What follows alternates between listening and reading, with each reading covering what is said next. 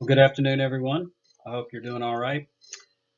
So, I realized I've only got a couple more days of lecture left, and then we have to start taking exam four and finals and all that sort of stuff. So, I'm kind of up against it here.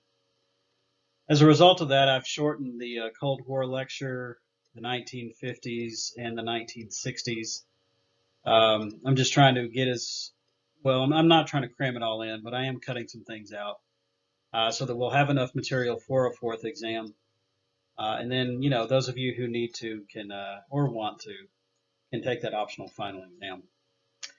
Because this is sort of an abridged version of these last handful of topics, I'm also going to put a new outline up.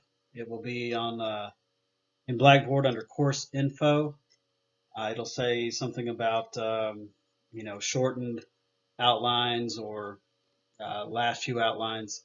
But anyway, I'll put the outlines in Blackboard so that you can follow along as I'm doing these lectures. Okay, well, with all that said, what I'd like to do is try to get the Cold War and the 1950s in on this one lecture today, and then we'll see how the next lecture goes. Okay, so in looking at the Cold War, this is really about post-World War II superpowers. It's about the emergence of the USA and the USSR at the end of World War II. Now, as we've discussed, at the end of World War II, these two countries have come out on top. They both have the biggest armies on Earth. They both have, well, America has the best economy on Earth after World War II. The Russians have gained a lot of land at the end of World War II. So these really two nations become the global superpowers. And what happened is a series of disagreements really led to this thing called the Cold War. And we call it a Cold War because it never went hot. Thank goodness. I don't know that we'd all be sitting here right now. But it was a Cold War not of weapons, not of actual fighting on a battlefield, but it's a war of ideas. It's basically the American way versus the Russian way. And those disagreements between the United States and the Soviet Union really do start at Yalta. If you'll recall, as we were wrapping up World War II, I talked about the Yalta Conference, how Germany would be divided, Berlin would be divided, everything that we went over there. But there was this moment at Yalta that's referred to as the betrayal at Yalta. And the betrayal at Yalta is Stalin holding on to Eastern Europe, basically not allowing Eastern Europe to be freed after World War II. That betrayal at Yalta is what started the Cold War. It really is Stalin, the guy you see here on our PowerPoint. He is responsible for the start of this Cold War between the United States and the Soviet Union. In what Winston Churchill called the Iron Curtain, he was basically referring to Eastern Europe now descending into an age of darkness. As I move on to this next outline here, everything that you see in pink was controlled by the Russians. Everything that you see in green, these are democratic nations or allies of the United States. And the Iron Curtain is basically everything in pink going back. And Churchill said that an Iron Curtain had descended upon Eastern Europe. That everything living behind the Iron Curtain was living in fear, living under a totalitarian dictatorship. All those nations in pink that you see are controlled by Moscow, by the Soviet Union, and they really don't have a lot of say in their day-to-day lives, their politics, what's going to happen there. They're basically controlled by the Russians. So this becomes sort of the chessboard upon which humanity will play going forward. Like for the next roughly about 45 years, it's the United States and the Soviet Union playing this big chess game, and all the other nations of Earth are like pawns or pieces in the big chess match. Some people even like to jokingly say the world went bipolar after World War II as we descended into this age of the Cold War. Okay, so the disagreements begin at Yalta, but as it turns out, um, the way the United States saw the grab of Eastern Europe at the end of World War II, America saw that as aggression on the part of the Soviet Union. that it was just a land grab for the sake of power and things like that. There's something to be said there. But something else the Soviet Union was thinking about was the possibility of a third world war. Stalin was a very paranoid man, and he constantly stated that there would be a third world war. And he believed that it would be between the communist nations and the democratic nations of Earth. And he said that whoever won this next great war, this third world war, that's what the future of humanity would be. That either all of the planet would be communist or all of the planet would be democratic. But it was Stalin who said that those two ways of life could not coexist. And if you believe that, if you believe there is going to be a third world war, what Stalin was looking for more than anything was protection for the Soviet Union. Look, the First World War started in Central Europe. You'll remember the invasion of Austria-Hungary into Serbia. The Second World War started kind of there in Central Europe. I'd put it more east, with Poland being invaded by the Germans. So if you're Stalin, you kind of think if there's a third one of these things that starts up, it's probably going to start in Central to Eastern Europe. So why not put as much land between yourself and the democratic states as you can? So really the land grab of Eastern Europe was like a big road bump, a speed bump, if you will. That if the Soviet Union were to be attacked, the Allied powers would have to come through an East Germany, a Czechoslovakia, a Poland, before they could really get at the Soviet Union itself. So it was a misunderstanding on our part, but you can't really blame the United States for feeling the way it felt because Stalin did sort of betray the Allied idea at Yalta. Stalin was a guy who both Franklin Roosevelt and Harry S. Truman did not trust. So there were misunderstandings, there were disagreements that kicked off this Cold War. And one more time, this is really a war of ideas. It never went hot. It was trying to prove that the American way of life was better than the Russian way of life or the Soviet Union way of life. All right, well, it became obvious that the Soviet Union was going to take up a lot of America's foreign policy after World War II. So looking at post-World War II U.S. foreign policy, the first guy we really key in on is this fellow by the name of George Kennan. He's in the bottom left-hand corner of our slide here. George Kennan was, of all things, a historian, and he studied Russia. He studied communist Russia. In fact, Kennan's father had also been a historian. He had sort of studied old Russia, the Tsarist Russia, if you will. But Kennan grew up to study more modern Russia, communist Russia. And when the U.S. State Department was looking for an expert on the Soviet Union, the name that kept coming up every time was the name George Kennan. So the U.S. State Department tried to track down Mr. Kennan. They wanted to ask him some questions. They wanted some expert analysis, if you will, of the Soviet Union. And when they finally did track him down, Kennan was actually in Moscow in 1945, going into 1946. He was in Moscow before they sort of shut things down, kicked all the Americans out, if you will. He's literally in Moscow doing research when a telegram arrives from the U.S. State Department. And in the telegram, the U.S. State Department is asking Kennan for his advice on the Soviet Union. What does he think going forward? What can the Americans expect? And things like that. And in what many consider to be probably the longest telegram ever sent in human history, Kennan's response was a 75-page long telegram that the taxpayers of the United States picked up the dime on. But in Kennan's 75-page telegram response, he basically laid out this idea that the United States had to stand up to the Soviet Union. His idea was that no other nation on earth could possibly stop the spread of communism or the growth of the Soviet Union. Historically speaking, to that point, the European powers sort of did this sort of thing, like kept check on other powers. England, for example, France, in the past were the ones who sort of tried to keep status quo. But France is recovering from World War II. England is recovering from World War II.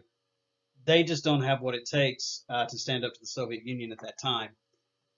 So Kennan told the U.S. State Department that we could not go back to being isolated and neutral as we historically had done.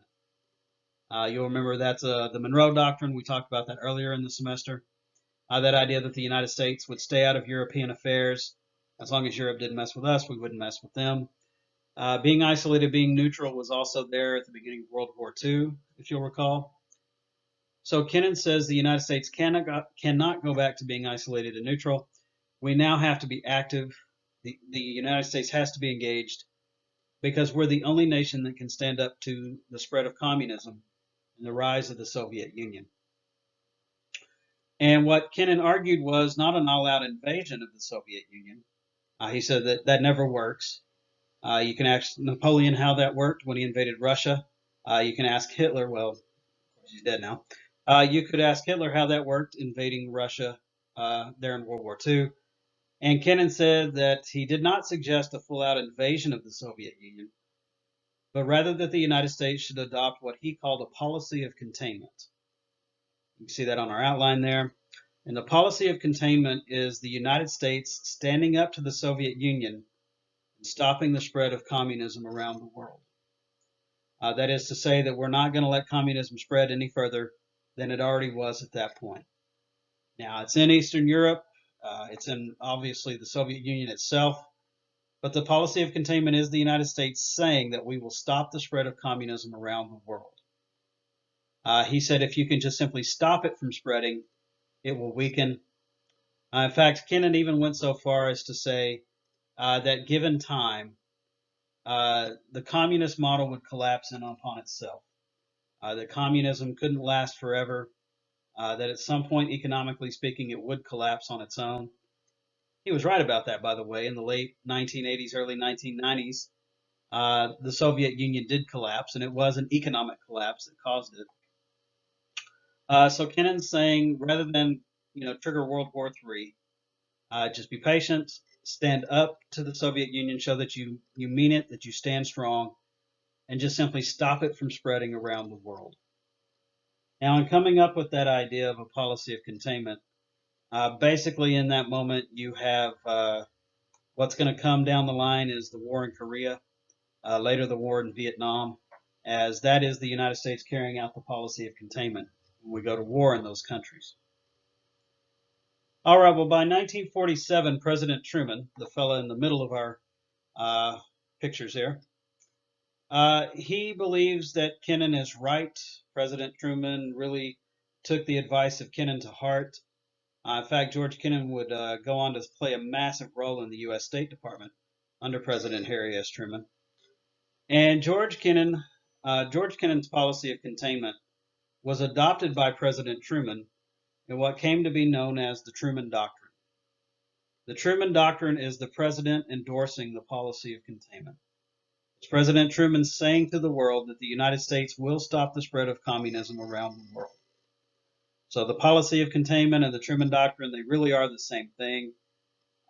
Difference being the policy of containment is the idea that Kennan came up with.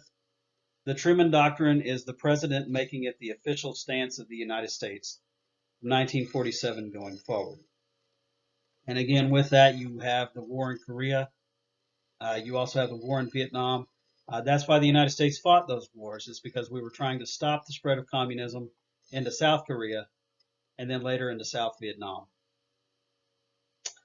Okay, well, another big part of our foreign policy in things to come is known as the Marshall Plan.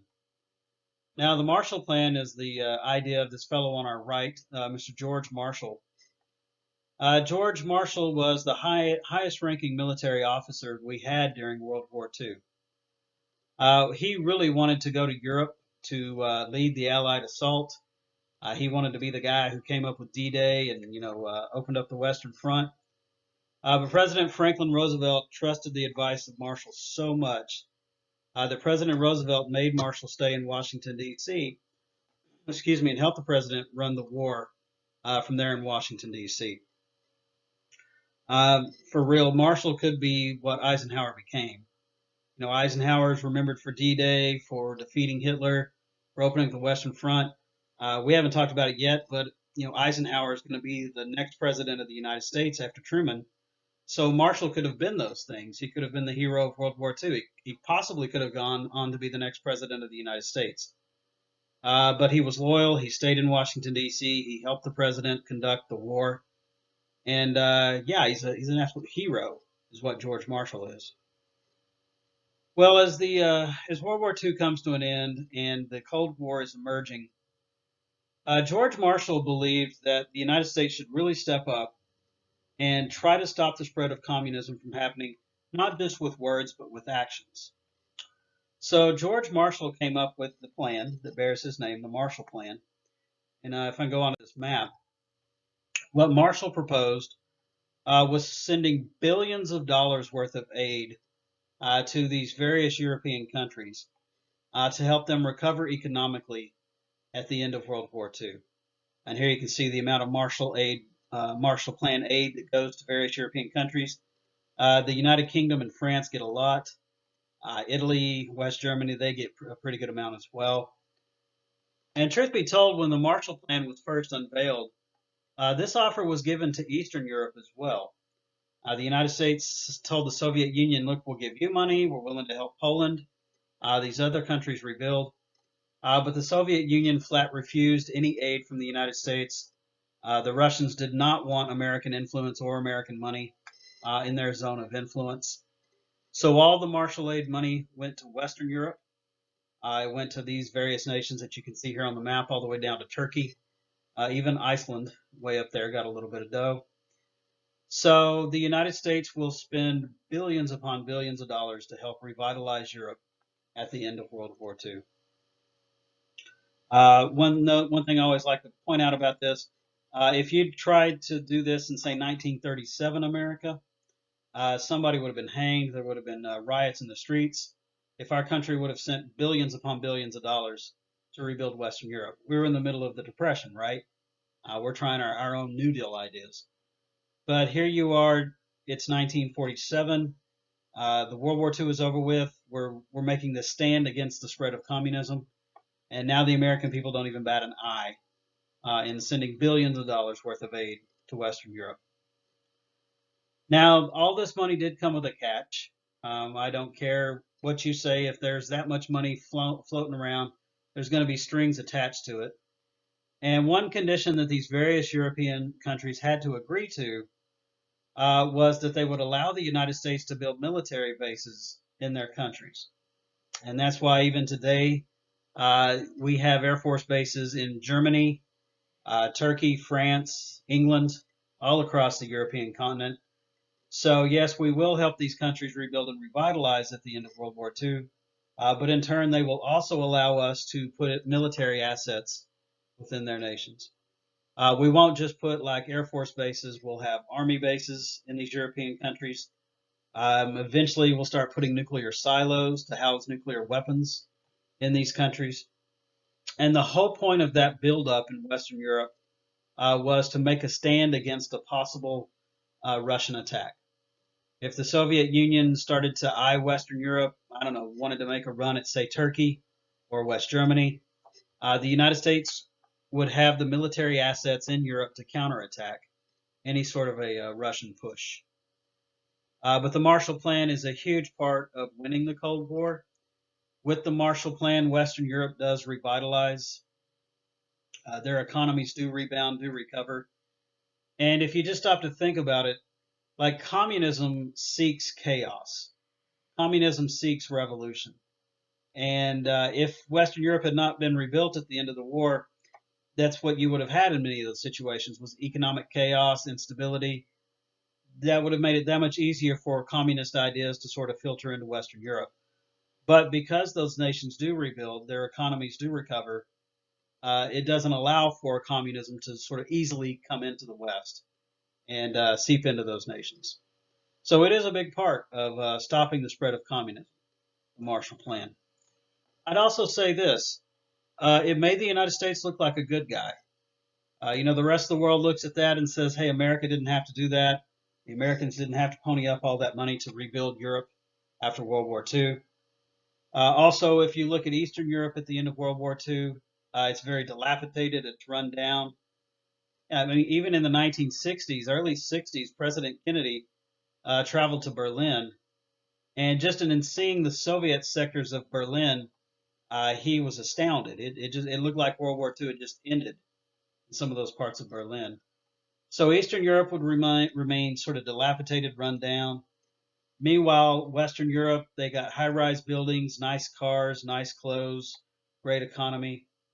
And if this Cold War is about the American way of life versus the Russian way of life, the Marshall Plan is showing that the American way of life has more luxury, more convenience, more comfort. So it's a good thing any way you spin it for the United States.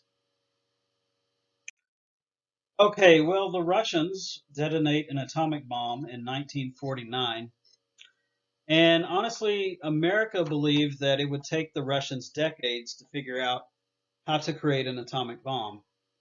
What some high-level members of our government didn't know is that the Soviet Union had tremendous spies. In fact, some of their spies got these secrets from Americans, from people who actually worked on the project themselves. And what was supposed to take the Russians a long time, decades even, and 4 years after World War II, they detonate their first atomic bomb. Here's a photograph of their first bomb going off in the middle of nowhere, Siberia. And with the detonation of an atomic bomb, the Cold War now goes to the next level. See, before 1949, there was a sense of calm in the United States. We got the bomb, they don't. If the Russians do anything really crazy, we can just drop some of these bombs over Moscow and other big cities. But now that the Russians have the device, now that they have the super weapon, there's this fear that New York could be gone in a moment, that Los Angeles could be gone in a moment. And there's this real fear that, the Russians, if World War III were to break out, the Russians would start using atomic bombs against us as well. And with that detonation of that bomb, that photograph that you see there, something called the arms race kicked off there in the late summer of 1949. The arms race was the stockpiling of nuclear weapons by both the United States and the Soviet Union. This is kind of a crazy cat and mouse game, but it went something like this. Once the Russians detonate a bomb, the Americans say to themselves, well, we have to have 1,000 more than the Russians. So we start to build more and more atomic bombs. Then the Russians say, well, the Americans have more than us, so we have to catch up, we have to build, and we need 1,000 more atomic bombs than the Americans have. And this just keeps going back and forth between these two countries as they stockpile and just sort of raise their arsenal of nuclear weapons. Then eventually the United States figures out something called the hydrogen bomb, which is much, much more lethal and deadly than the atomic bomb. We start to mass produce a hydrogen bomb. A few years later, the Russians figure out how to make a hydrogen bomb. They start to mass produce theirs. And it just got out of hand. It went crazy. And, it really didn't stop for decades to come, the stockpiling of nuclear weapons by both sides. In the very early 1990s, after communism had collapsed in the Soviet Union, the Russians were very cooperative. They were allowing our scientists to look at their things. We even allowed their scientists to look at some of our stuff.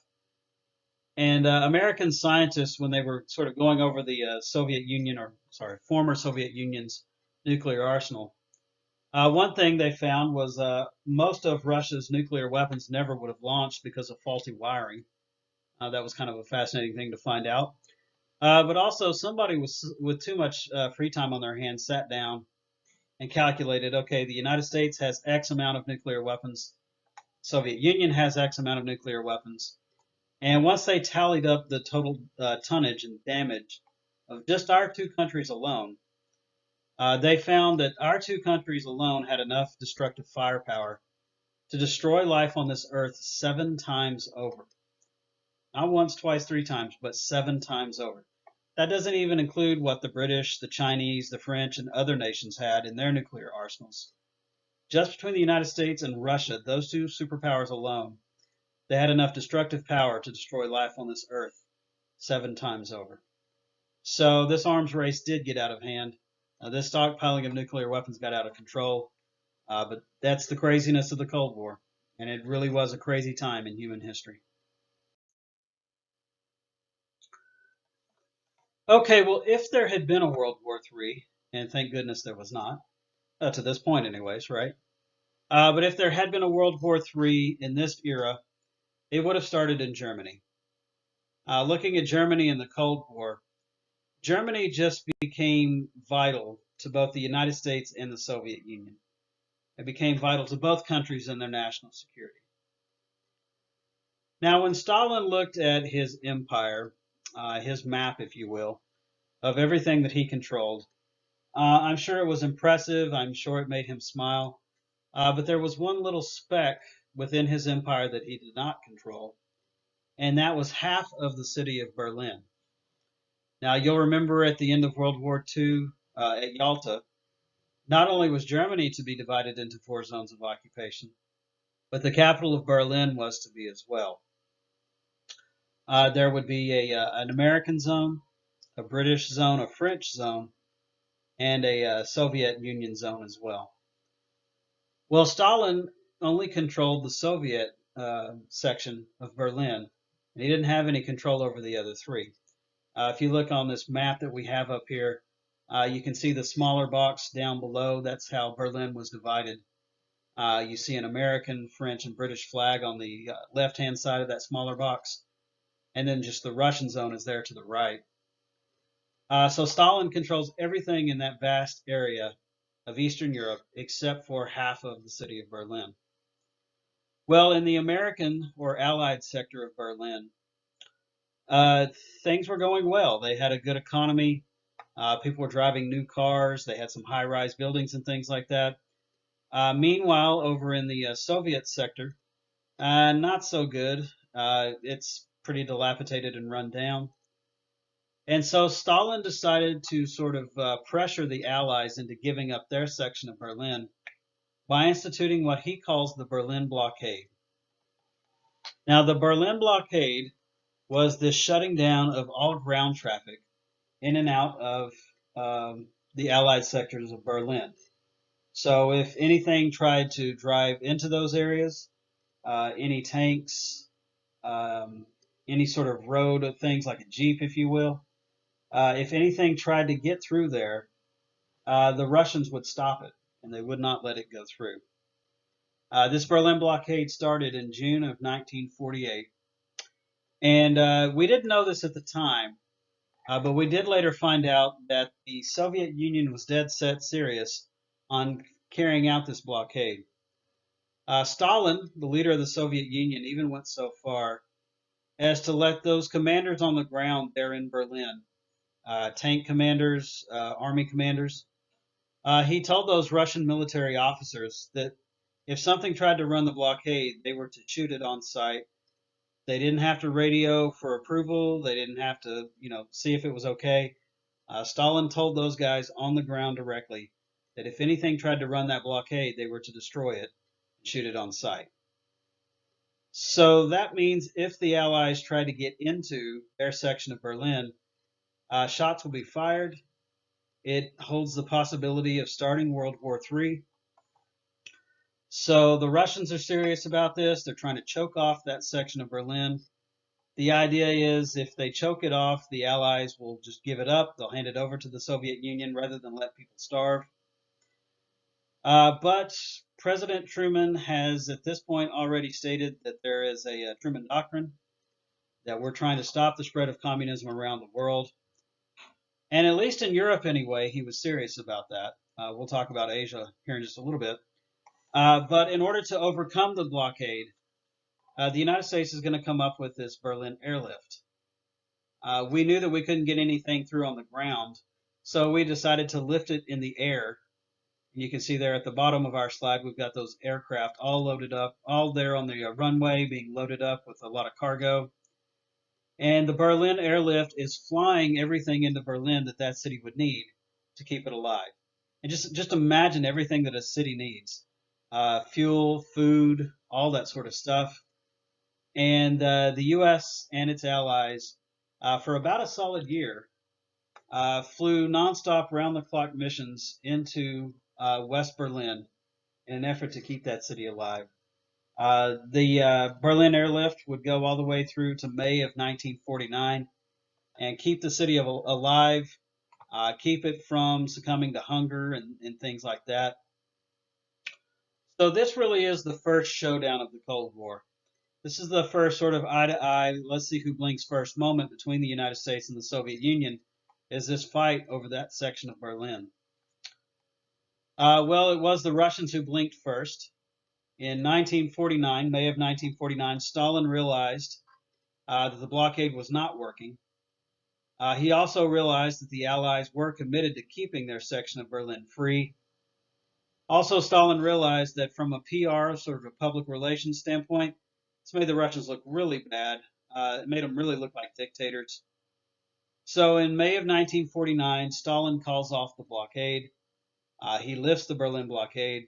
So the airlift wins. The Americans, the West, the Allies win. So yes, in this first showdown of the Cold War, the Soviet Union loses. The United States wins. But I promise y'all going forward, the Russians will have their moments. They will have their days. Particularly when it comes to space, the Russians are going to win a lot of victories early on in what's called the space race. But the United States does win this first showdown of the Cold War. Not too long after the blockade came to an end, the United States and its allies realized that Germany wasn't going to be reunified anytime soon, that the Russians were going to hold on to their section of East Germany, and there wouldn't be really any unification. So the United States, England, and France put their zones of Germany together and named it the new country of West Germany. And West Germany was a democratic nation with a capitalistic economy. West Germany did very well in the decades to come, economically speaking. And West Germany became really a big ally of the United States in the emerging Cold War. Stalin's a very reactionary man, and once he found out that West Germany had been formed, he decided to create the nation of East Germany. Now, people living in East Germany really didn't have any say in what their country was going to be. East Germany was a puppet government. It was controlled directly by Moscow, by the Soviet Union. East Germany probably comes in second place for your sort of a Orwellian 1984 type place to live. I don't know if you've ever read the novel 1984, where Big Brother is watching and all of that. North Korea comes in first place for a sort of an Orwellian style government. But not too far behind North Korea is the country of East Germany. All the phones were tapped in East Germany. You knew that. When you picked up the phone, the state was listening in on your phone call. At school, children were taught that if their parents used certain words like freedom, democracy, independence, that those children were to let their teachers know that their parents were talking like that, using those words. And yes, their teachers would turn them over to the state, to the police, for interrogation. That's pretty bad when your kids are being raised to be spies within your home. You're talking to grandma on the phone and it's being listened to every moment of the conversation by the state. And it really sucked living in East Germany for the greater part of the 20th century. And I've always just said, just imagine living in East Germany in the 1900s. World War One, the Depression after World War One, and all the chaos. Then Hitler rises to power, and you get Nazi control, World War Two, the devastation at the end of World War Two, controlled by the Soviet Union, and now you're living in this police state all the way through to the early 1990s. So yeah, East Germany was not a fun place to live. Another big moment in the Cold War comes with the establishment of something called NATO. That's the North Atlantic Treaty Organization. And I can go over to this map here. NATO was basically this gathering of allies to stand against the Soviet Union. And everything you see here in green on this map, including the United States, which it's not on the map, but I promise you the United States is a big part of this. But everything here in green plus the United States, those nations form an alliance to stop the Soviet Union, to stop the spread of communism into any further parts of Europe. So NATO is established with all these nations coming together to make a stand against the Soviet Union. And basically, what NATO is saying is this: if the Russians should attack, say, Turkey, they're not just at war with Turkey. They're at war with Turkey and everything else that you see in green, plus the United States. So probably the Russians aren't going to be invading Turkey anytime soon. Well, not to be outdone, Stalin came up with his own little alliance known as the Warsaw Pact. All these countries you see here in pink were part of the Warsaw Pact. And those countries really didn't get any choice in whether or not they were going to join this thing. They just simply were told one day that they were now a part of something called Warsaw. So the battle lines are being drawn. The chessboard is set up. You have East versus West. You have communism versus democracy. NATO versus Warsaw. And again, you have that Iron Curtain. All that stuff that's in pink going back is living behind an Iron Curtain. And all the stuff that you see here in green is standing up to that rise of communism, that rise of the Soviet Union. All right, and what we say is containment worked in Europe. The policy of containment was victorious. It took billions upon billions of American dollars, a big time buildup of American military hardware in Europe, thanks to things like the Marshall Plan. But at the end of the day, what you say is the United States was committed to the policy of containment in Europe and seeing to it that the thing did succeed. I mean, just the Berlin blockade alone tells you how committed the United States is. To go through with that airlift, to risk the possibility of World War III over half a city, it's not even a full city, it's half a city. So the United States was absolutely 100% committed to the policy of containment in Europe, and it did succeed. It took money, military assets, and a big time commitment. But the United States did stop the spread of communism in Europe. But Europe is not the planet. It's one continent. And over in Asia, the United States will not have nearly as much success as it does back in Europe. In looking at post-World War II Asia, I guess to start with Japan, the Japanese recover very quickly after World War II. Now, I think it helps that Japan was only occupied by the United States at the end of World War II. The Russians have no say in what happens in Japan, nor do the British or the French. That's not the case with Germany, right? It's divided into 4 zones and all that. But Japan was only occupied by the United States. So the Japanese at the end of World War II rebuild their economy in a capitalistic way. They form a democratic nation, democratic government. And Japan is a true success story at the end of World War II. I mean, heck, the Japanese economy at points would rival the U.S. economy going forward as well.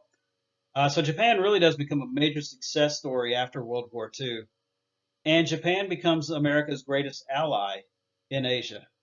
That is still a true statement even today, that Japan is America's strongest ally in Asia and that part of the world.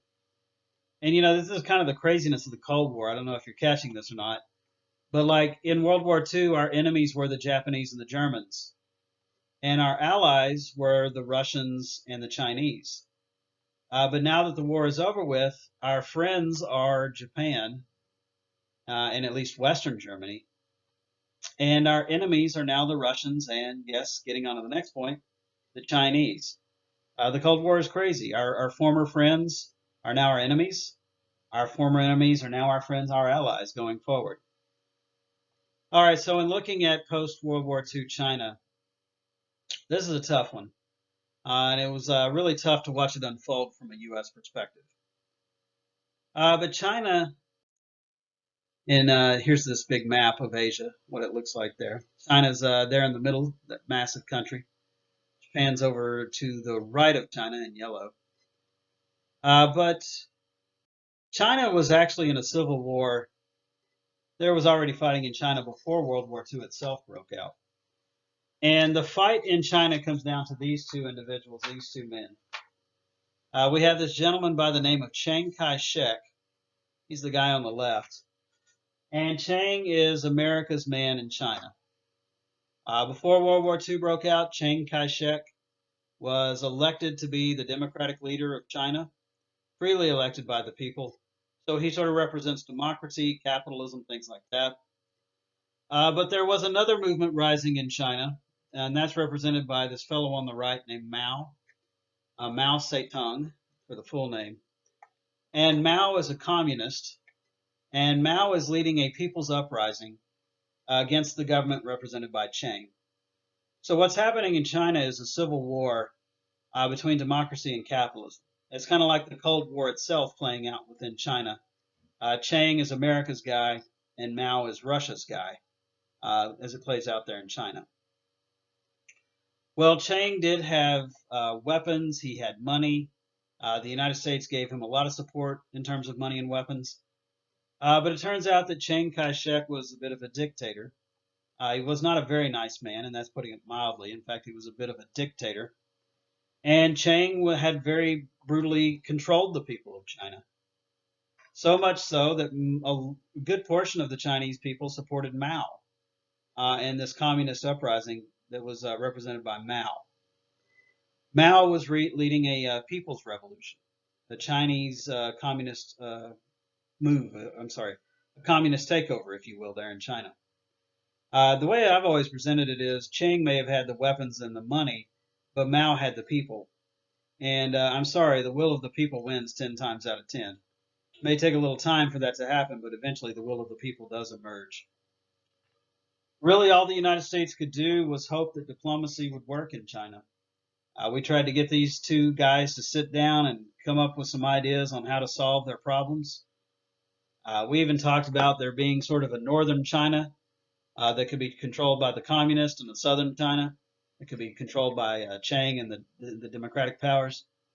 But Mao wasn't interested in any sort of, agreements or mediation or things like that. So diplomacy just did not work in trying to stop this conflict between communist and democratic forces.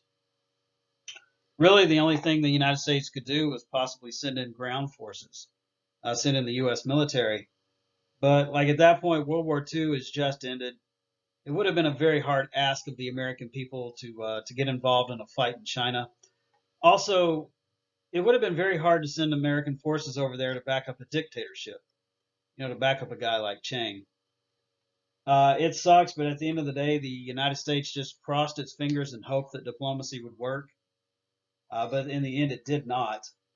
And in December of 1949, Mao and his forces win the war. Here we have this picture of Mao coming to power, standing before the masses there in Beijing. And in December of 1949, China falls to communism. China goes red right then and there. So the open door policy, the open door is now shut. Communism now exists in a very, very large nation in Asia. And the effect in the United States, sticking with your outline there, effect in the U.S., the American people began to ask some very tough questions of their president. The American people basically said, I thought we were committed to stopping the spread of communism. You'll have to forgive me, Mr. President. China is a massive country, and we did not stop the spread of communism there. So Americans are very upset with President Truman. They're blaming him for communism taking over in China. Truman, for his part, accepted responsibility. That's what leaders do. Even in the tough times, they accept responsibility.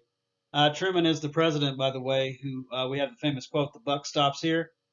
So he is accountable in these moments. He does take responsibility. And President Truman says, pinky swear promise going forward, we truly will stop the spread of communism around the world. So it ultimately leads to a reaffirmation of the Truman Doctrine. It leads President Truman to say, yes, this was my mistake. China fell. I take the hit for that. But going forward, I promise you, the United States will stop the spread of communism around the world. So that reaffirmation of the Truman Doctrine in the wake of communism taking over in China is what's going to get the United States involved in the war in Korea. And then later it's going to get the United States involved in the war in Vietnam as well. If we had more time in this semester, if I had that extra week, you remember you guys got a 2-week spring break? I ain't complaining. I enjoyed that 2-week spring break too. But if I had had that extra week, I would have gone more in depth into these things like the Korean War. Sorry, I just can't do it. I guess the one thing I would say, or I'll say a couple of things about Korea. Number one, China falling in December of 1949 is what led the United States to fight in Korea. South Korea, at that moment, 1949, 1950, was not that strategically valuable to the United States. There's a lot of historians who look back and say, I don't know if the United States would have made the effort that it made. But the fact that China did fall in December of 1949, it embarrassed President Truman. If it happened again on his watch, he would just be lambasted by the media for letting another country fall to communism. So that's one thing about the war in Korea that breaks out in the summer of 1950. China falling to communism has a lot to do with why the United States chose that fight, made that stand. And the war in Korea was crazy back and forth. At some points, the communist forces were winning. At other points, the American forces were winning. But at the end of the day, the war in Korea was a stalemate. Neither side really won. But I guess you could say that if the whole focus for the United States was stopping the spread of communism, then Korea is a victory in that sense, because the United States did stop the spread of communism into South Korea at that time. But North Korea remained communist, is still communist even today. And yeah, there really has not been an end to the war in Korea. It is a war without a treaty, without an end, that's gone on for decades. Okay, but in wrapping up the Cold War and getting on to the 1950s, again, I apologize. It just, it's been a crazy semester, right? But in looking at Truman's Fair Deal, so President Truman is running for an election in 1948. He himself is trying to become the next president of the United States. Remember, he took over for Franklin Roosevelt when the president died there at the end of World War II. So Truman finished out FDR's term. Then he's looking to become president in his own right in 1948. Well, the Fair Deal, which is really playing off of Roosevelt's New Deal that we discussed previously. But the Fair Deal was some pretty crazy ideas for the late 1940s. Now, I'll say this about Truman's Fair Deal. Most of it would be eventually passed, but a lot of it wasn't passed until the 1960s under Presidents Kennedy and Lyndon Johnson that you started to see a lot of these things become true. But let's discuss what Truman's Fair Deal was about, what he was trying to do. Let's see, one thing under the Fair Deal was student loans. This idea that if you had the grades to go to college, you should still be able to go to college. So he's the president who came up with the idea of a student loans program for going to school. Let's see, the Fair Deal also called for government housing, that low-income families could have a decent place to live and raise their kids with government housing. Let's see, the Fair Deal called for government money to be spent on education, that federal dollars could be used on textbooks, schools, salaries, things like that. Just give money to the states to help with education. Let's see, the Fair Deal also called for desegregation of the military. In fact, Truman opposed Jim Crow, made it very clear how much he opposed Jim Crow. He's really the first presidential candidate to make that big stance, to be so opposed to segregation and Jim Crow. So he wanted to desegregate the military as well. And another thing that he called for under the Fair Deal was this idea of universal health care coverage for all Americans. And that's a hot potato that's been kicked around a lot lately in these last few years, is this idea of universal health care for all Americans. Well, in 1948, Harry Truman won by the skin of his teeth. He was elected president that year, but barely. But he may have won the White House, but the Republican Party took control of Congress after the 1948 election. And that Republican Congress was not friendly to President Truman at all. That's putting it very mildly, I promise you that. These were some very bitter fights between the president and the Congress. But this Republican Congress was opposed to spending money. It opposed high taxes.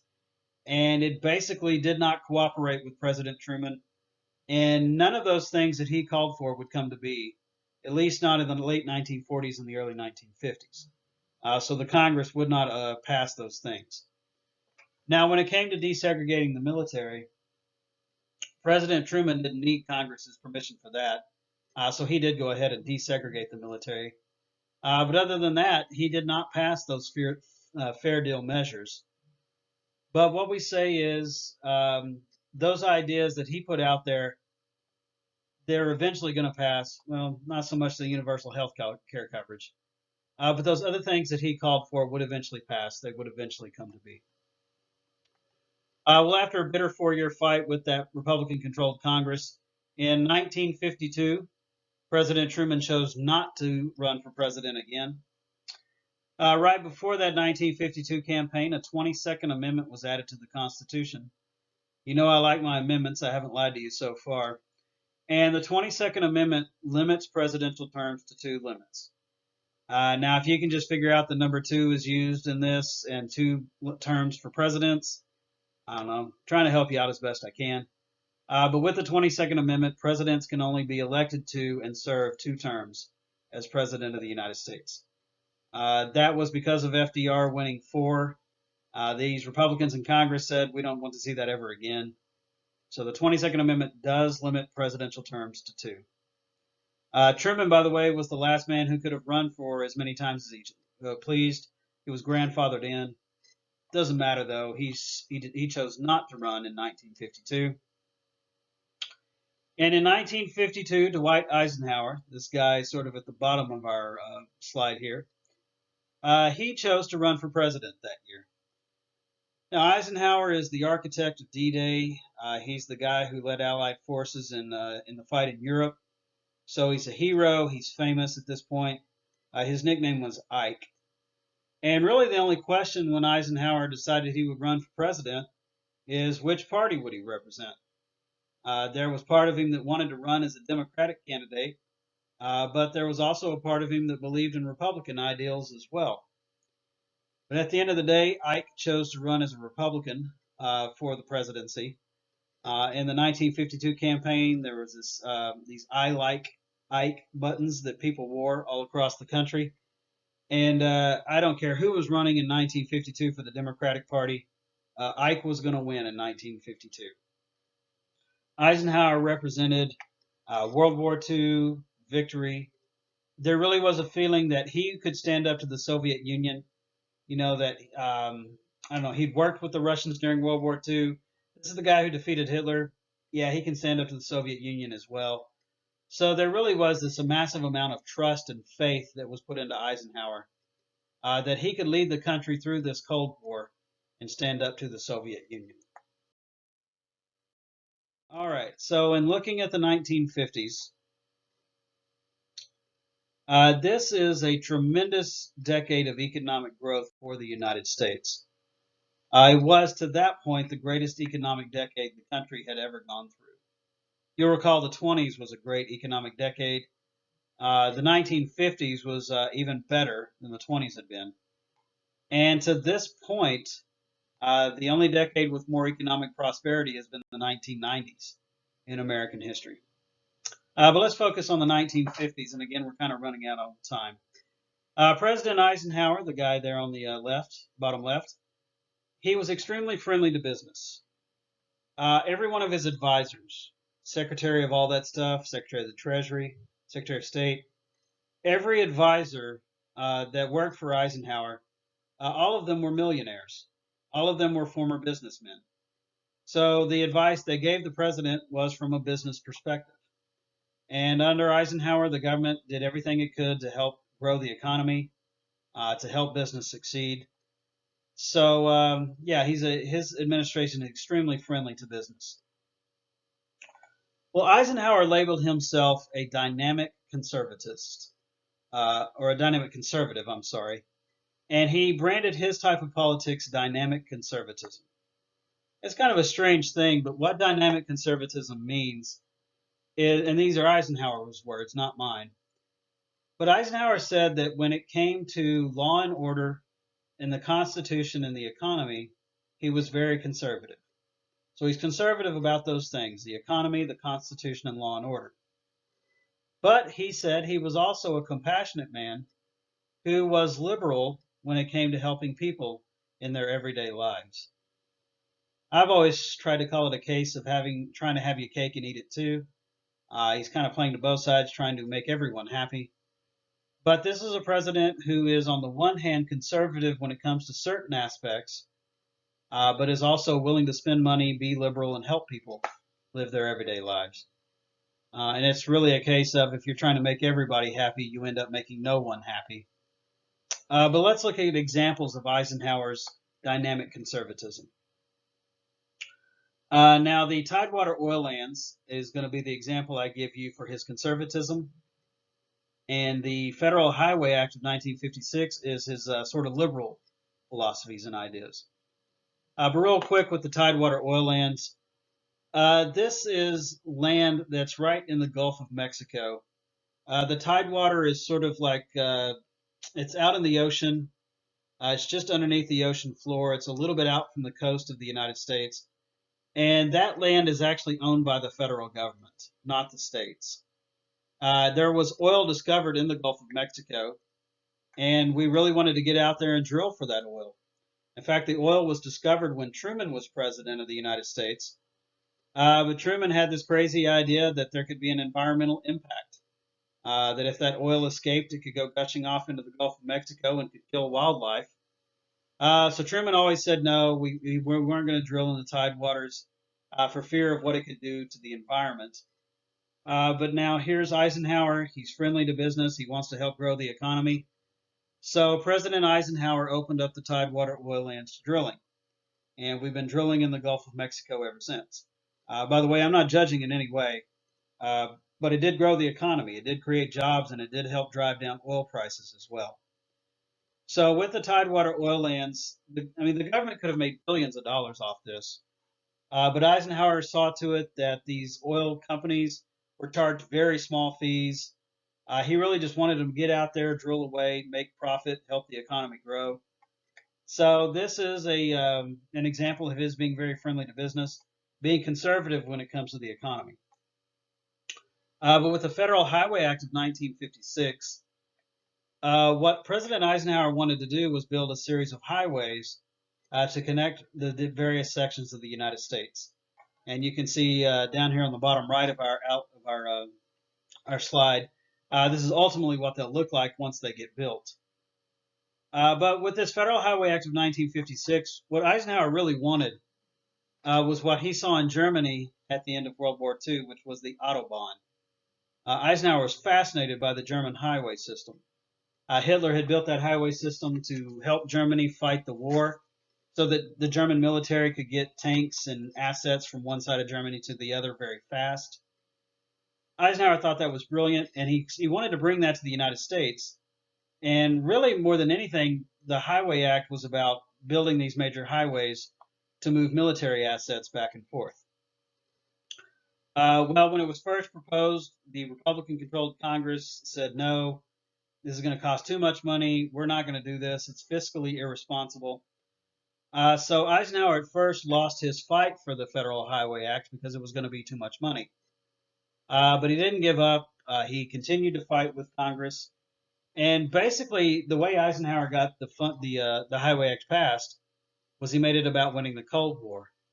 And Eisenhower said, God forbid if someday perhaps Mexico should fall into the hands of communist forces, or God forbid if someday the Russians are landing troops in Seattle, Washington or something. It'd be nice if we could get our military from one side of the country to the other to help defend from a possible attack. So once Eisenhower made this building the highways about defending the country from a Russian attack, the Congress reconsidered. The Congress said, okay, how much did that cost again? Fine, you get your money. So he understood if you make it about national security, you're going to get the money, you're going to get the funding, and that's how the government goes on to build the federal highway system. Now, this took a long time. It cost billions of dollars, but eventually we do get the highway system up and running. It created thousands of jobs across the United States. It pumped a lot of money into the economy. So this is a president on the one hand who is very friendly to business, willing to bend over backwards to help grow the economy in that way. But he is also showing that he is liberal. He is willing to spend high amounts of money in order to help people, help the country in that way. So he was a dynamic conservative. It wasn't just words. He actually was conservative when it came to certain things like the economy, the Constitution, law and order. But he was a liberal when it came to helping people try to live their everyday lives. Well, what President Eisenhower oversaw was the growth of an affluent society. A consumer economy reemerges in the 1950s. A consumer economy is us buying stuff. It's probably stuff that we don't need, but it's stuff that we want because, I don't know, we want to live a better life. So, yeah, things like televisions, consumer goods, products, clothing, food. You start to see things like supermarkets with freezers in the 1950s. So, with the reemergence of this consumer economy in the 1950s, the American standard of living just goes rising through the roof. We live in an age of plenty from the 1950s going forward. That's what affluence is. It's plenty, it's wealth. And, the standard of living would rise. We had real easy access to food. Those supermarkets with canned goods and frozen sections and all that sort of stuff. So easy access to food. By the end of the 1950s, all of the country has access to electricity. Even like the backwoods country areas have access to electricity. So that's a rise in the standard of living. Pharmaceuticals, drugs, things like that, the health industry begins to emerge there in the 1950s as well. So you really do see this great rise in the standard of living for our country. There's also a tremendous amount of economic growth that takes place in that decade. One is because of government spending, and we've already talked about government spending on the federal highway system. That created a lot of jobs. But also in the defense industry, building B-52 bombers, rockets. Then you get into the space race. We have to spend a lot of money on space technology. So the government was spending a lot of money in the 1950s. I can't help myself. I've always tried to point this out. Republicans were very upset with Franklin Roosevelt for the billions of dollars that he spent in the 1930s on the New Deal. But the spending that happened in the 1950s just it's so much more, tremendous amounts more than what FDR was spending on the New Deal back in the 1930s. And that was a Republican president, Republican Congress that was spending at those high levels. And again, I'm not saying that's a bad thing. It absolutely helped grow the economy. It wasn't a bad thing that we were spending that money in the 30s either, because, right, we had to recover that economy too. Okay, another reason for economic growth in the 50s is cheap oil. We've got oil coming in out of the Gulf of Mexico, thanks to the opening of the Tidewater oil lands. But also in the Middle East, in particular Saudi Arabia, is drilling for oil. They're pumping out millions of barrels out of Saudi Arabia at this point.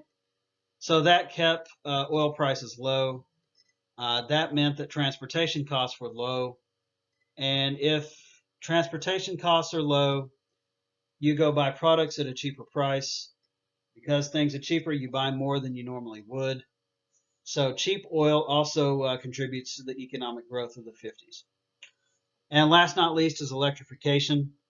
Like I said, by the end of the decade, all of America has access to electricity.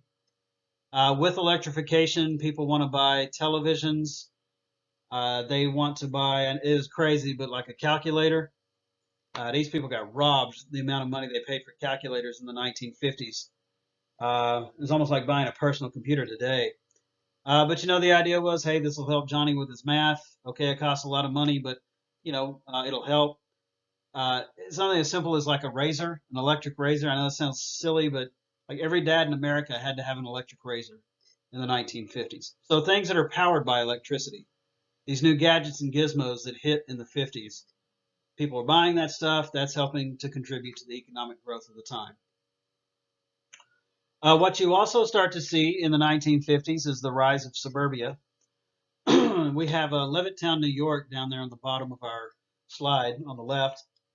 And what Levittown was is it was a creation of this guy who had served in World War II. He came home from World War II. He used the GI Bill to go to college and get an education. And with that, he founded his own company with his sons. And what Mr. Levitt had done during World War II is he had built what are called barracks, housing for soldiers. And these Levitt built barracks were real easy to put up. There's like prefabricated wood with prefabricated holes for screws and things like that. So you could put them up real easy. You could take them down real easy. Then as the Allies moved through Europe, they would carry this stuff on the back of trucks. They'd stop. They'd throw these buildings up real quick with their prefabricated wood, pre-drilled holes.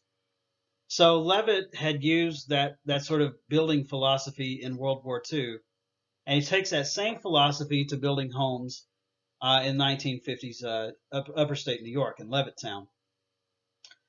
These homes were made out of prefabricated wood so that everybody's home looked the same. All the blueprints were the same. These homes were real quick to put up, real easy to build. By the way, if you had served in World War II, you had access to the GI Bill. Not only would the GI Bill give you money for college, it would also give you access to loans for homes. So a lot of these World War II vets used their GI Bills to buy these homes in the suburbs. These homes where everybody's home looks the same. Well, the suburbs really began to take off here in the 1950s. That'll continue on forward, even on into the 1960s. And what we say about the rise of suburbia is, okay, yeah, these are nice new towns with new homes and new schools and new playgrounds. But what it caused was sort of the collapse of inner city America. Like big cities like New York, for example. All these middle class families, they moved. They left New York. They move out to a place like Levittown, for example, and they take with them their tax dollars and their purchasing. And that leaves a city like New York with less money, less tax revenue. And it's the rise of of suburbia and the decline of inner city America. And I'm going to be very real. What a lot of historians call it is white flight. A lot of these middle class white suburbanite families leave New York, and those that are left in New York, they don't have as much money, and it tends to be a minority population. So it is white flight that's taking place here with the rise of suburbia in the 50s going on into the 60s. This is also the age of the baby boom generation. Basically, from 1948 through 1964, those are the baby boom years. More babies were being born in that period of time than we'd ever had before in American history. And anyone born between 1948 and 1964 is referred to as a baby boomer, as we just had this rise in the population. There's something that happens psychologically inside our brains, but when human beings are living in an age of relative peace and prosperity, the rise of this affluent society, all this money going around, this wealth, when we feel secure and we're living in those times, there tend to be more babies born. There's a feeling of this is a decent world. I could bring a child into this world. When we're living in times of economic distress, chaos, you see fewer babies being born along the way. But that's the rise of the baby boomers is from 48 to 64. All these kids who grew up in this affluent society. And the baby boomers are a very unique generation. They really are the first generation of Americans to grow up with all their needs met, to grow up in an affluent society, an affluent world. Their parents did not do that. Their parents went through the Depression. Their parents fought World War II. But now these kids being born into this affluent world, they really are the first generation of Americans to be born into that sort of relative peace, prosperity that's going on. Okay, looking at U.S. foreign policy in the 1950s, just real quick.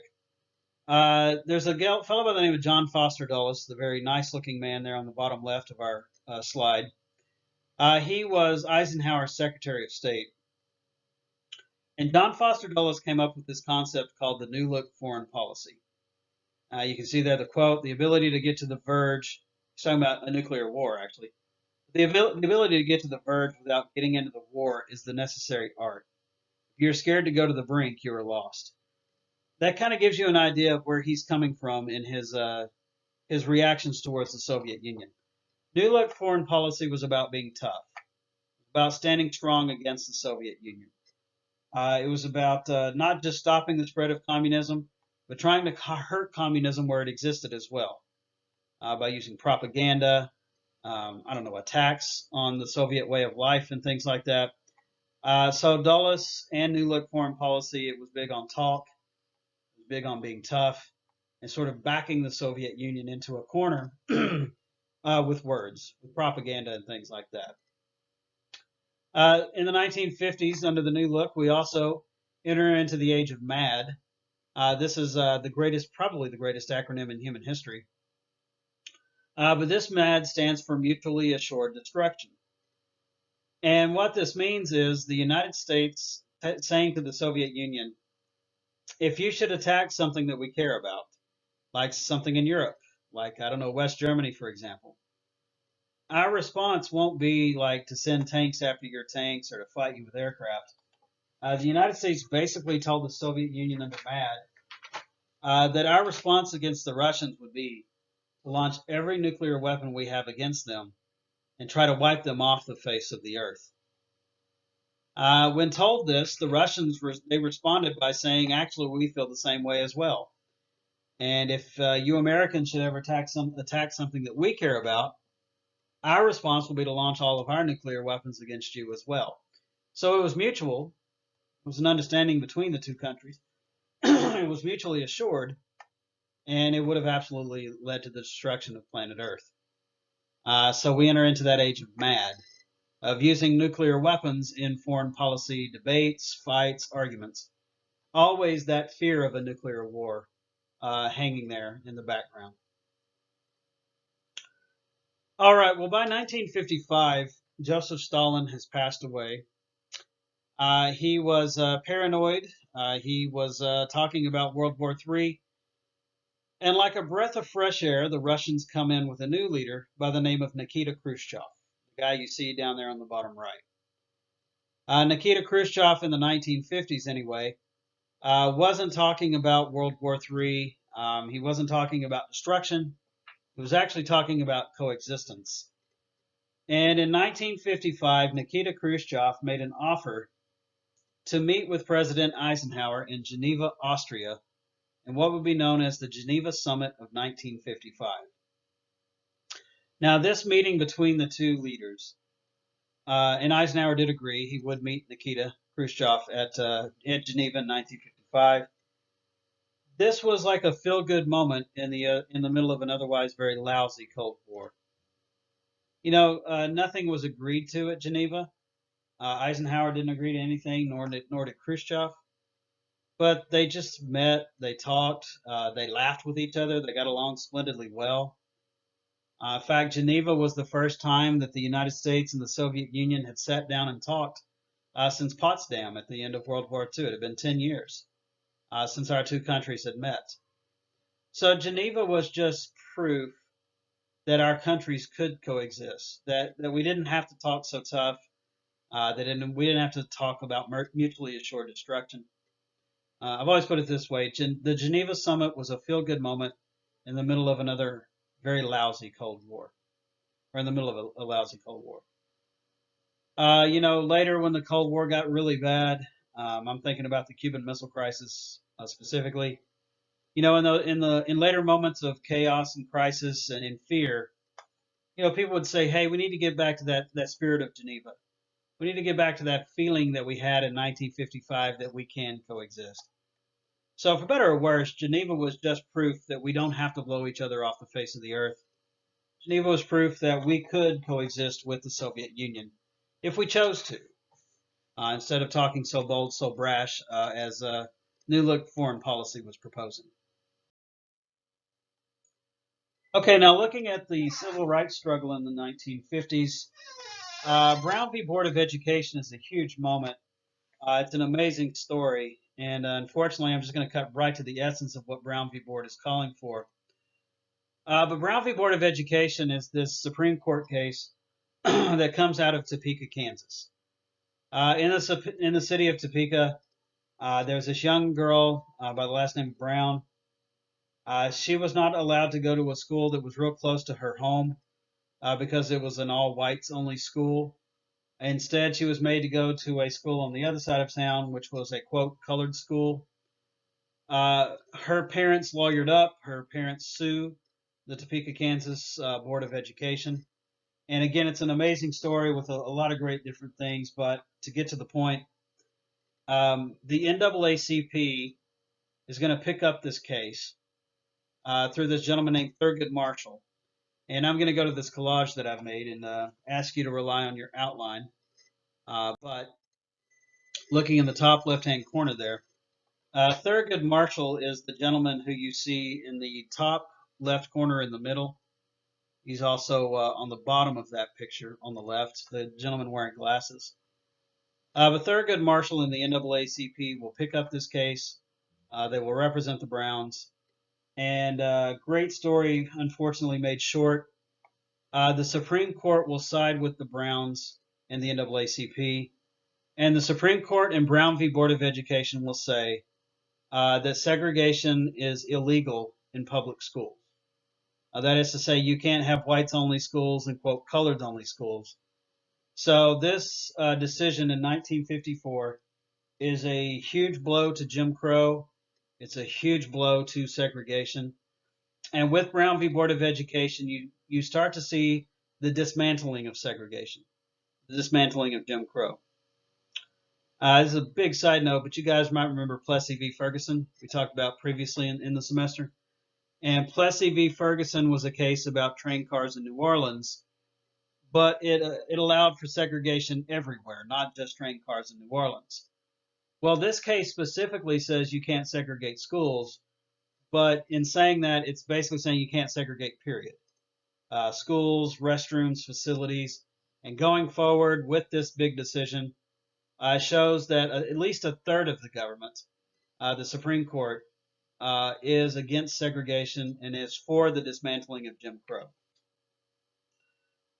Okay, not too long after the Brown v. Board of Education decision, some members of Congress stepped up and created something they called the Southern Manifesto of 1956. And with the Southern Manifesto of 1956, the Congress, well, I shouldn't say that, Southern members of Congress, it was signed by roughly 125 Southern Democrats who served in the House and in the Senate. But these Southern Democrats came together to basically fight desegregation, to fight decisions like Brown v. Board of Education. So this is Southern Democrats in the Congress saying, look, the Supreme Court is but 1/3 of the government. We're a third as well. We're just as powerful as they are. So, yes, the Southern Manifesto shows you that Congress is kind of split. Obviously, the Supreme Court is on board with desegregation. The Congress itself is split. And really the question going forward is, will we get a president who stands against segregation? That was not Eisenhower, and truth be told, that was not John F. Kennedy either. But eventually Lyndon Johnson would become president, and LBJ would be that president to make that stand against segregation. But until LBJ makes that stand, you've got the Supreme Court, the judicial branch opposed to segregation. There's a fight within Congress. It's sort of half-half. It's really going to come down to the presidents and what the presidents believe. Okay, well, in looking at this Montgomery bus boycott of 1955, this story centers around this lady named Rosa Parks. You can see her in the top left of this collage that I put forward. She lived in Montgomery, Alabama. Ms. Parks did. She was an active member of the NAACP. And one day she got on a bus in Montgomery, and as she would later put it, her feet hurt. She was tired.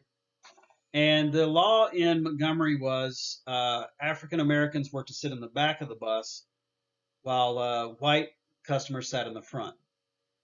Well, the reality of that law was when you got on a bus in Montgomery, as an African American, you could sit where you wanted, But if a white customer got on the bus and asked you to get up and move, by law, you were bound and required to get up and move. So Rosa Parks sat at the front of the bus. It was going through Montgomery, picking up other people, other customers. Eventually, a white gentleman got on the bus, saw that there wasn't any room up front, saw Rosa Parks sitting in her seat, and this gentleman asked her if she would stand up and move to the back of the bus. And to find out what Rosa Parks did, I guess you'll have to listen to the next lecture because, as it turns out, I am out of time. And we are almost out of time for this semester as well. I've got just this one more lecture that I can give you. With the next lecture, I'll wrap up the 1950s, and I'll get into as much of the 1960s as I possibly can. We'll see how it goes. But yes, be sure that you study this lecture, that you've taken notes, that you go back and study it. Again, time is short. We're up against it, and this semester is almost done. So take care of yourselves. Oh, I didn't even give you a phrase of the day, did I? Okay, well, let me make this the phrase of the day. What the heck? Rosa Parks refused to move to the back of the bus. There you go. That's your phrase of the day. Rosa Parks refused to move to the back of the bus. All right, you guys take care of yourselves. We got one more lecture, a review, and then it's nothing but exams at the end of the semester. Take care.